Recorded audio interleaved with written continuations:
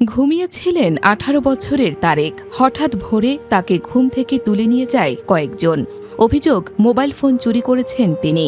কিন্তু অভিযোগের সত্যতা যাচাই না করেই তারেককে গাছের সঙ্গে বেঁধে মারধর করা হয়। আমার ছেলেরে ঘর থেকে আইয়া ফেরা নিয়ে মাইদুর কইরা গাছের লগে বান দিয়া পিঠটা রাখে।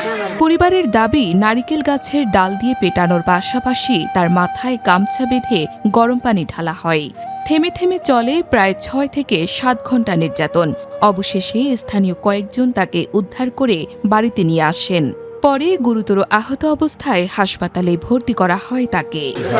ওরে কেন মারধর করা হয়েছে? এরে মারধর কেন করছে? চুরি করছে অন্যজনে, সন্দেহানো করে হেরা লইয়া গেছে, গর্তে শোয়াতে টাইনা লইয়া গেছে।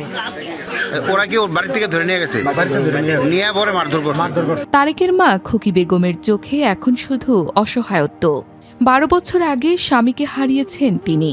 অভাবের সংসারে ২ ছেলেকে নিয়ে কোনো মতে দিন কাটান। তার প্রশ্ন, অপরাধ প্রমাণের আগেই কেন তার ছেলেকে এভাবে নির্যাতন করা হলো।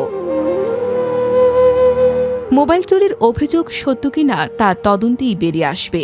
কিন্তু অভিযোগের বিচার নিজের হাতে তুলে নিয়ে একজন মানুষকে ঘণ্টার পর ঘণ্টা নির্যাতন, এ প্রশ্নের উত্তর কে দেবে? একজন মায়ের আকুতি, বিনা অপরাধে যারা আমার ছেলেকে মেরেছে, আমি তাদের বিচার চাই।